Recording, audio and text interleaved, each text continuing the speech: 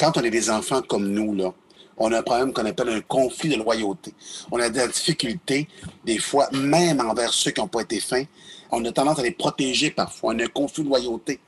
Ça, c'est l'affaire la plus difficile pour les enfants qui ont été placés. Là. Ça, c'est le conflit de loyauté. À qui j'en veux, à qui je suis reconnaissant, à qui je suis loyal, envers qui. Ça, là, c'est l'affaire la plus difficile qui traîne toute sa vie. Moi, j'ai traîné ça encore toute ma vie. Moi, personnellement, là, pour être capable de parler au podcast, puis pour être capable de me lancer dans les implications où je parlais de ma famille et des traumatismes que j'avais vécus, il a fallu que je coupe les liens avec mon père pour être capable de le faire parce que c'était trop envahissant. J'avais trop l'impression de le trahir C'est quand je exactement parlais de ça. ce qu'on vivait à la maison. C'est exactement un conflit de loyauté. C'est exactement ça. Moi, j'ai entendu qu'il meurt pour dire c'est lui. Mais moi, je voulais pas recevoir, par exemple, mes sympathies de votre père qui étaient si formidables. Là, j'avais pas le goût de vivre ça. Moi, j'ai dit là, c'est assez. Il meurt, ben là, il va apporter ses secrets avec lui, mais moi, je peux plus vivre ça. Ça m'a libéré beaucoup. Ça m'a beaucoup aidé.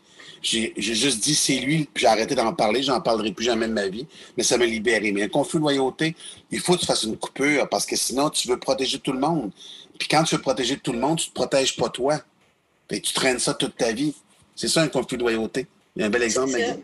Puis, tu sais, ça a été difficile aussi de parce qu'il y a eu une période de ma début vingtaine où est-ce que je maintenais les contacts avec lui, mais j'étais comme semi-obligée de faire semblant qu'il ne s'était jamais rien passé. Puis je crois que c'est ça qui a vraiment déclenché mon stress post-traumatique, où c'est là où que vraiment les symptômes ont le plus ressorti à leur plus fort, puis que C'est quoi les symptômes, Maggie?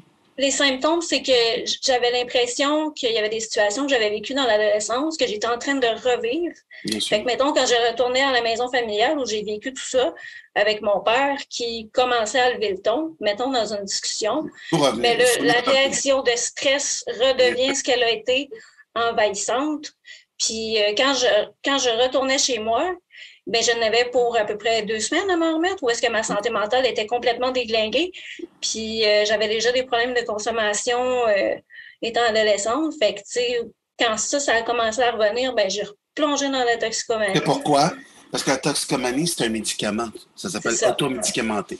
Fait que tu allais adoucir ça. Mais regarde, tu me parles de ce sujet-là qui est très intéressant. Je me suis pris une note. Il y a une affaire qui est très importante, Jessica, tu vas m'entendre, je suis sûr que tu vas comprendre ce que je veux dire, la fameuse banque mixte, là, les banques mixtes. Ça, c'est une réalité qui existe présentement, qui est terrible pour moi. Pourquoi? Pour qu'on explique bien aux gens, on prend un enfant, on l'enlève de ses parents, parce que là, c'est ses parents qui sont problématiques. On l'enlève pour le mettre dans une famille. Là, il va rester l'enfant en banque mixte, il ne va pas être adopté pendant des années, parce qu'il doit maintenir un contact avec le parent adulte. Donc, imagine-toi, moi, j'ai vu une situation d'une petite fille qui m'a appelé un jour, qui avait 16 ans, qui devait rencontrer son père, l'agresseur, parce qu'il y avait un rapport incestueux avec elle, parce que la DPJ disait qu'il faut maintenir le rapport entre l'enfant et le père. Mais voyons donc, la fille revenait dans sa maison où elle était en famille d'accueil, puis elle était comme toi, en état de choc post-traumatique pendant 2 semaines. J'ai un petit enfant de 5 ans là, qui s'en va voir, on me racontait ça la semaine dernière. Il doit retourner voir, il peut être adopté encore. Il est en banque mixte, il doit être encore en contact avec la mère. Puis le petit enfant a 5 ans, quand il revient de la rencontre avec sa mère, il ne dort pas des nuits entières. Donc, dans cette volonté de maintenir des contacts avec les familles, les adultes responsables. Parce que depuis tantôt, on parle des enfants, on parle des petits Chris, mais il y a des parents qui sont des grands Chris aussi.